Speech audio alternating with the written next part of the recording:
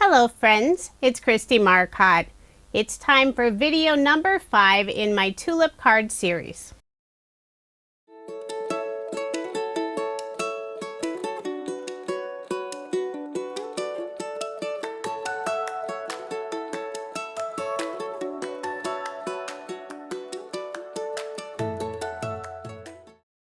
The featured Tulip product today is by Jaded Blossom. I'll be using their Tulip stamp set, and I also have the coordinating outline dies. I know my package looks a little sad right now. I only have one stamp set on the set, but that's because I have the rest of them all set up in several mini MISTIs. The fun thing about this set, you can use the outlines and color in the tulips, or you can use the solid stamps and add color and dimension to your tulips and leaves. I have the tulip with the stem and the 2 leaves set up in one of my mini MISTIs. I'll be inking it up using Honeybee Stamps Intense Black ink. And I will ink it several times to get a nice solid impression. I'm also using a stamping tool to help get even pressure. Once the first 3 images are stamped, I'll move on to my second MISTI.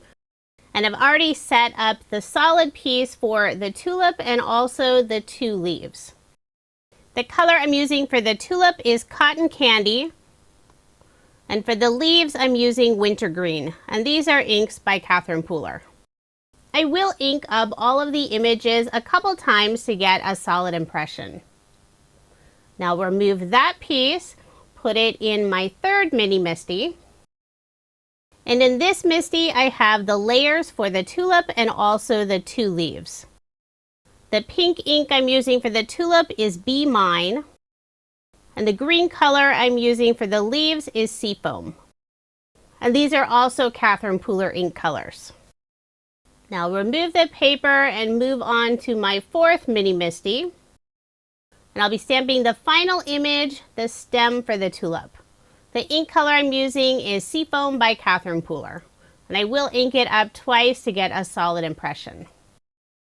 Once I have all 3 images all stamped out, I'll use the coordinating dies to cut them out. And I'll hold the dies in place using Scrapbook.com's mint tape. I love having stamp sets that have the solid and layered images. Perfect for people like me that don't color, but you still have the option of coloring since it includes the outline. Since I had all of the different stamps set up in several mini MISTIs, I went ahead and stamped out several tulips and leaves. And I have all of the pieces in one of Scrapbook.com's stack and sort trays. For the background of my card, I'm using pattern paper from Newton's Nook Spring Blooms collection. If you watch video number 4 in my Tulip card series, this is the paper collection I used. I thought the teal tone-on-tone pattern paper would be perfect as a background for this card.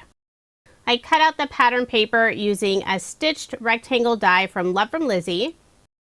On the left side of the paper, I did add a couple of Love from Lizzie peel-offs.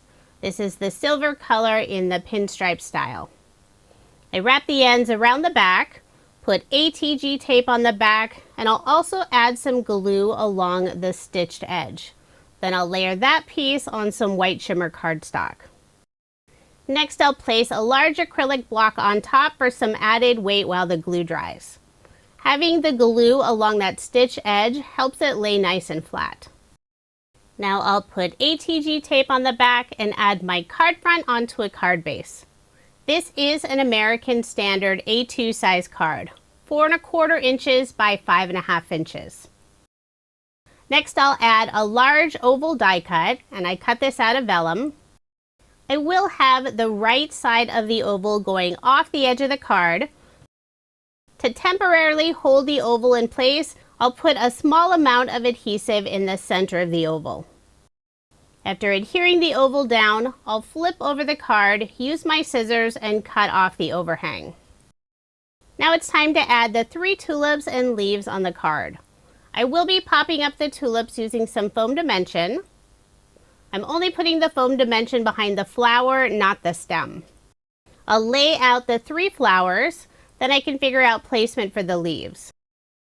I'll adhere the center flower down first, attach the leaf on the right side, and I will pop up the very tip of the leaf. I'll put glue on the bottom portion of the leaf and also the stem. Then I'll adhere the first tulip down. Next, I'll adhere the tulip in the lower right-hand corner. And I'm placing it lower on the card, so the bottom of this stem is hanging off the edge of the card. Next, I'll add the final tulip on the left side, and part of the stem for that tulip will also go off the edge. I'll flip over the card, use my scissors, and trim off the extra. Now I'll add the rest of the leaves. Put 2 leaves on the flower in the lower right-hand corner, and 1 leaf on the left side of the flower on the left side of the card. And I do have part of one of the leaves going off the edge of the card on the right side, but no worries, I will be cutting that off. Now I'll remove the oval, since I only have that tiny bit of adhesive holding it in place. I'll flip it over, put glue on the back side, only behind the tulips. I don't want any of the glue to show through on the vellum. Then I'll adhere the oval on the right side of the card. Now I'll flip over the card, use my scissors, and trim off that extra bit of one of the leaves.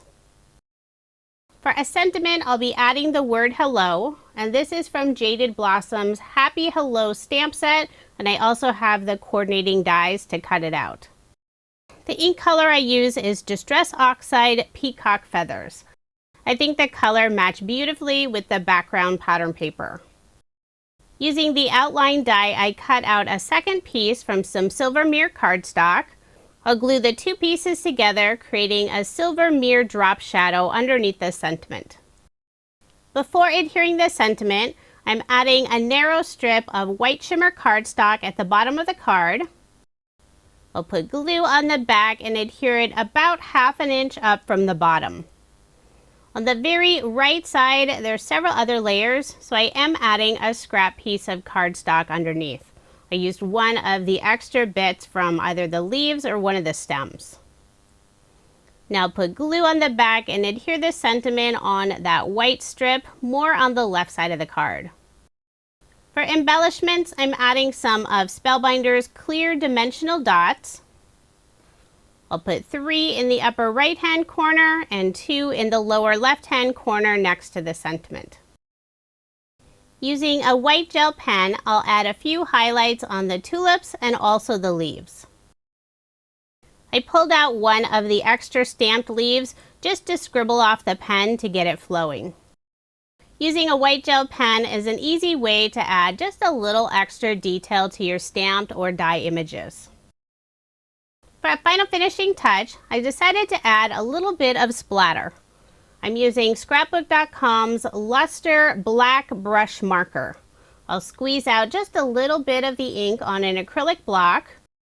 I'll pick up some of that ink with the brush, then gently tap it on the cap of the marker, creating this lovely splatter all over the background. So there is my finished card, and I did make 2 using this design. If you are interested in any of the products I used in this video, I do have links in the description box below. If you're enjoying my tulip card series, please give this video a thumbs up. Be sure to subscribe to my channel and hit that notification bell so you don't miss out on any future videos. Thank you so much for watching, and I hope you have a wonderful day.